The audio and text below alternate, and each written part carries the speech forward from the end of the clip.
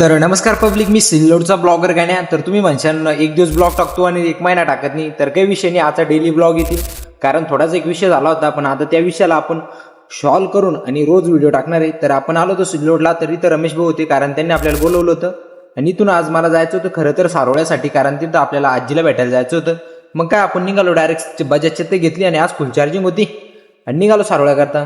Blog बनवण्याकरता त्यासाठी खूप मेहनत घ्यावी लागते, कारण ब्लॉग बनवासाठी ना खूप मेहनत असते. त्यामुळे ब्लॉग बनवण्यात थोडी एडिटिंगसाठी बोर जातं आणि शॉर्ट व्हिडिओ घ्यायला थोडं बोर होतं. पण अखेर मी शेवटी पोहोचलो सारोळ्यामध्ये.